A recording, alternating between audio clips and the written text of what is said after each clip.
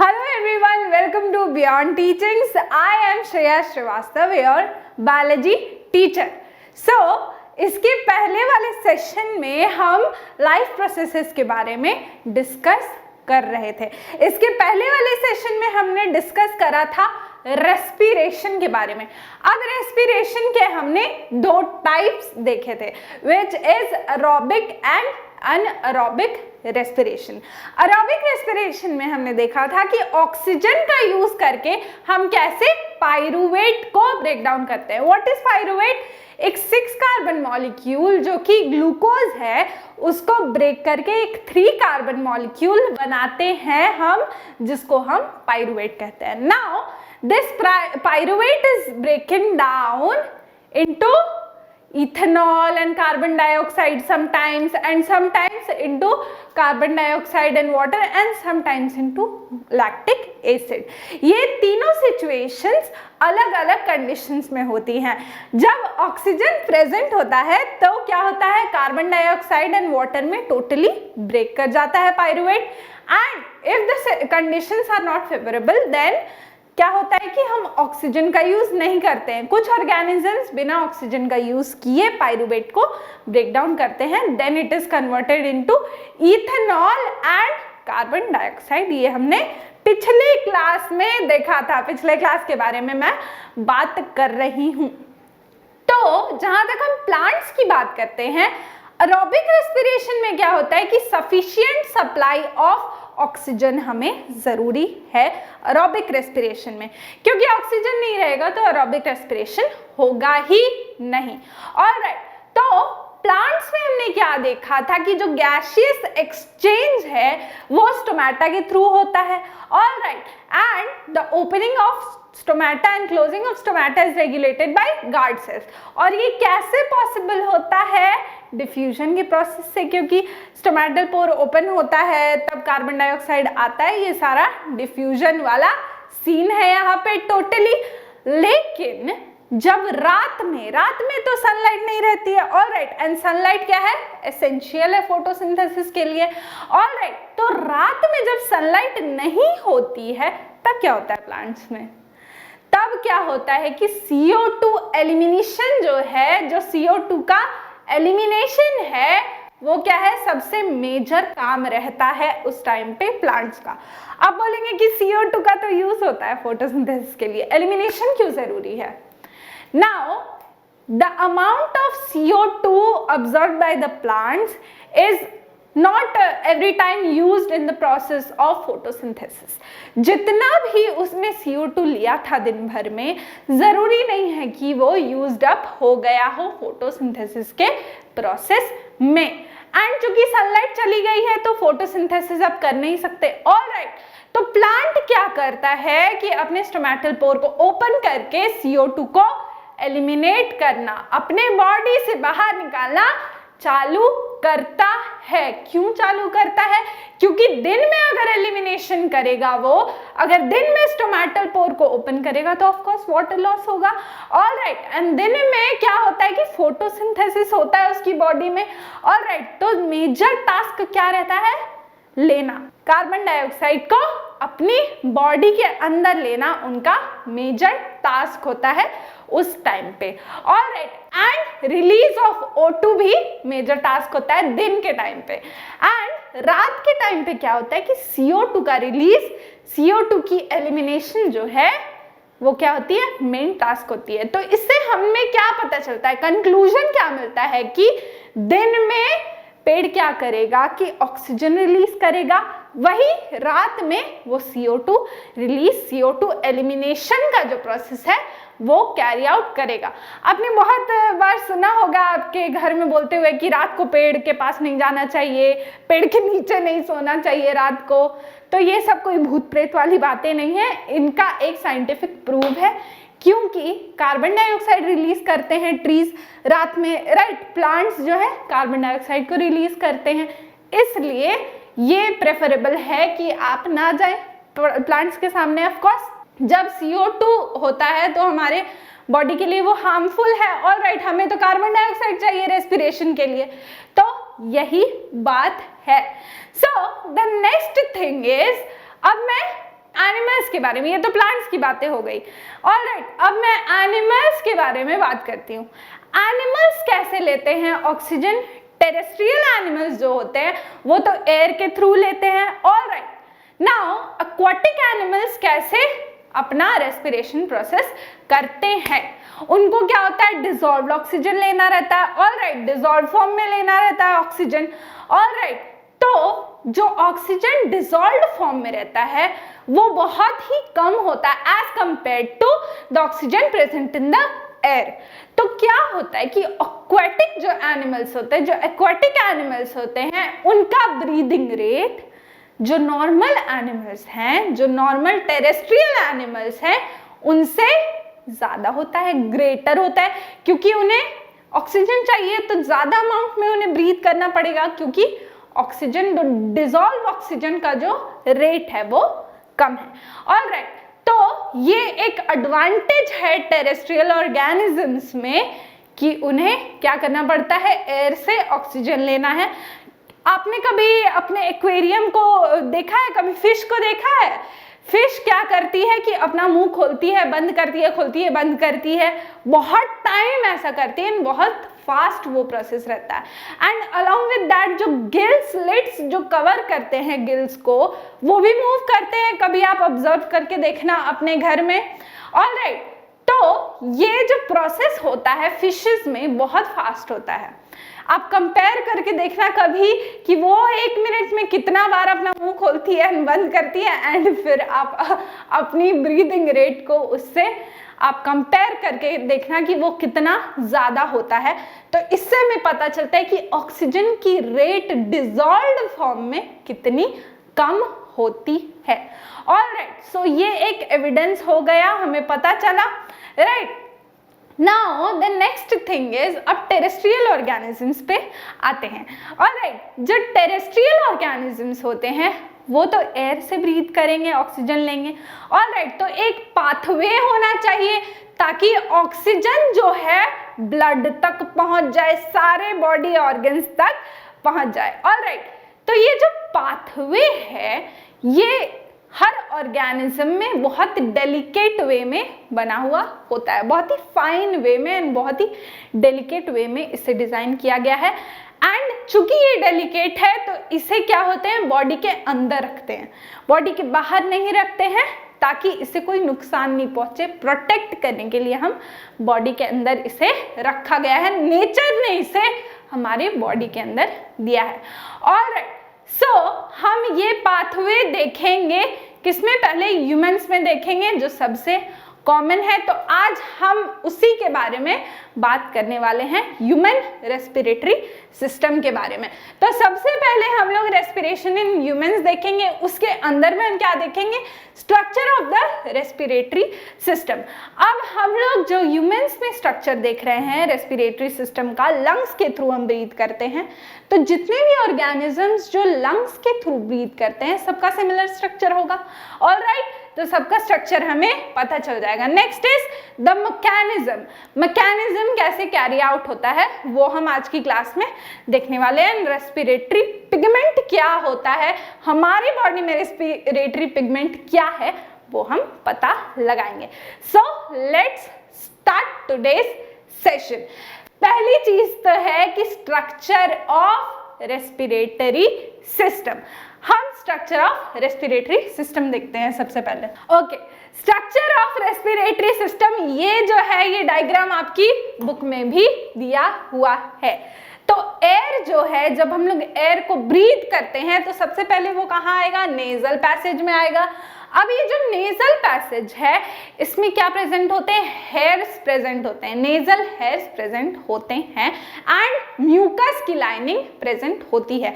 Hair lining and mucus lining present होती है। इनका काम क्या है, क्या जरूरत है हेयर का भाई, हेयर तो बाल में भी है इतना सारा, बट इनका काम है, हेयर जो है नेजल हेयर वो क्या है, जो भी एयर आप ले रहे हैं हो सकता है वो कंटामिनेटेड हो, ऑलराइट, उसमें माइक्रो ऑर्गेनिजम्स प्रेजेंट हो, डस्ट पार्टिकल्स प्रेजेंट हो, तो ये क्या करता है कि उन सारी चीजों को फिल्टर करता है।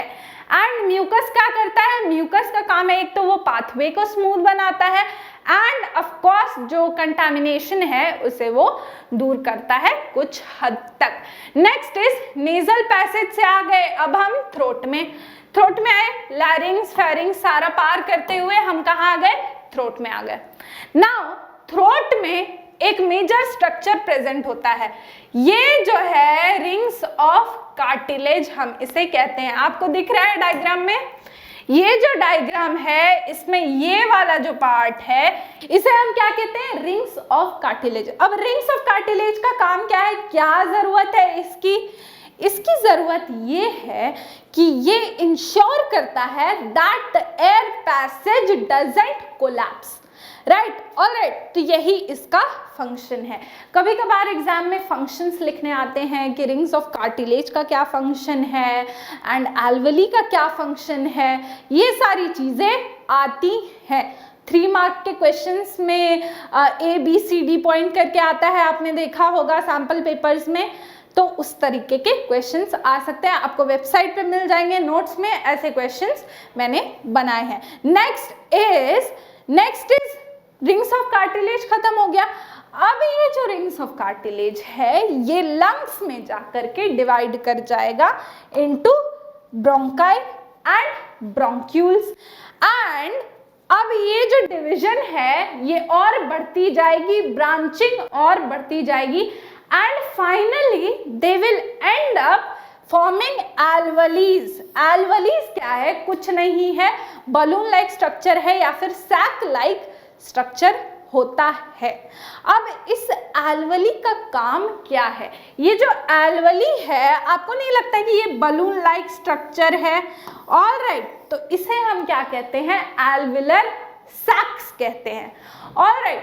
तो इसका मेजर फंक्शन क्या है, जब ही हम एयर को ब्रीथ करेंगे तो ऑक्सीजन आएगा साथ में, ऑलराइट। तो जब ऑक्सीजन आएगा तो उसके डिफ्यूजन के लिए, जब ऑक्सीजन और कार्बन डाइऑक्साइड डिफ्यूज करेंगे एक दूसरे से, तो किस में करेंगे, ब्लड में करेंगे ऑफ कोर्स।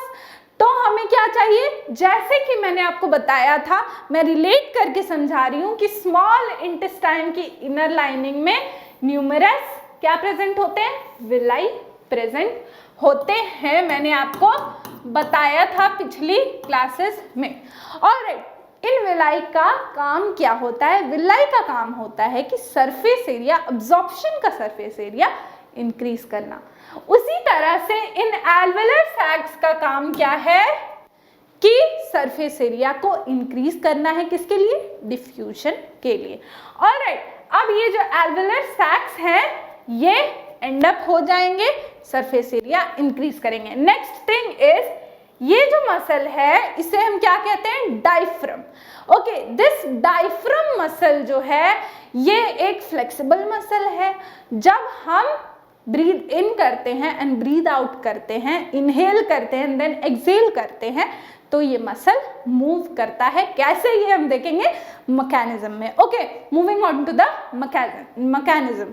तो मैकेनिज्म जो है आपके रेस्पिरेशन का वो कुछ ऐसा है कि जब हम एयर को ब्रीद इन करेंगे तो क्या होती है कि चेस्ट जो है वो आगे की तरफ मूव करेगा एंड ये जो डायफ्रम मसल है ये इस तरह से फ्लैटन हो जाएगा, ऑलराइट।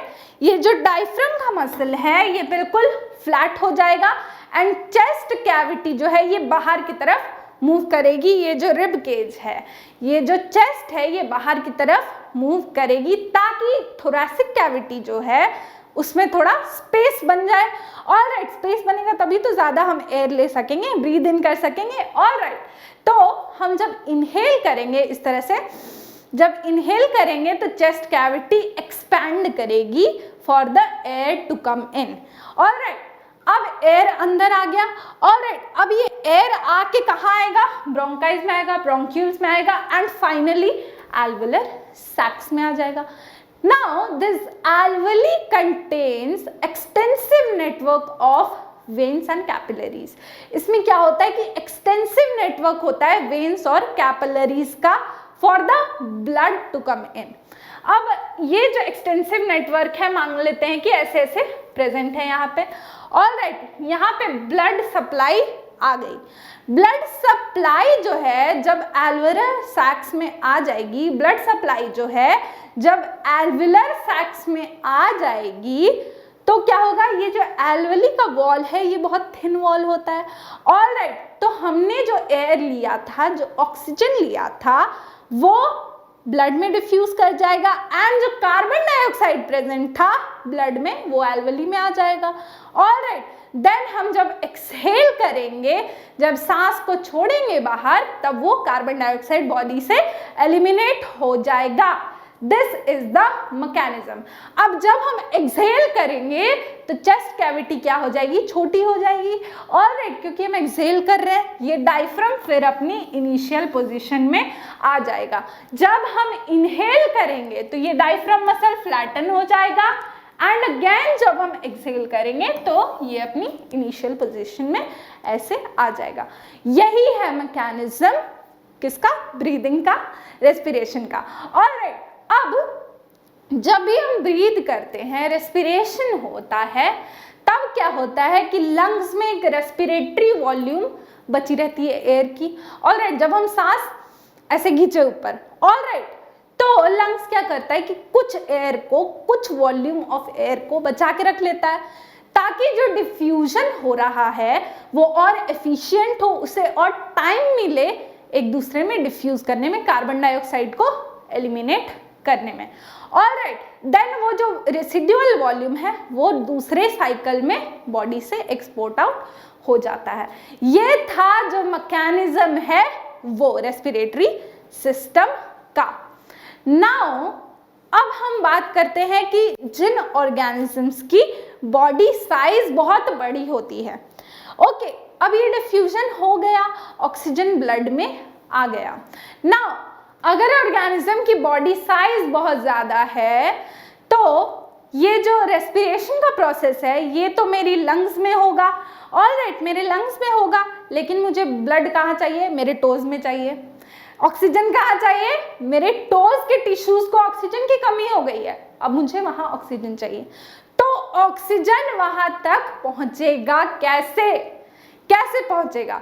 तो जो लार्जर ऑर्गेनिजम्स होते हैं, जिनका बॉडी साइज लार्ज होता है, उनमें क्या जरूरत पड़ती है, रेस्पिरेटरी पिगमेंट की जरूरत पड़ती है इस फंक्शन को कैरी आउट करने के लिए, ट्रांसपोर्टेशन के लिए।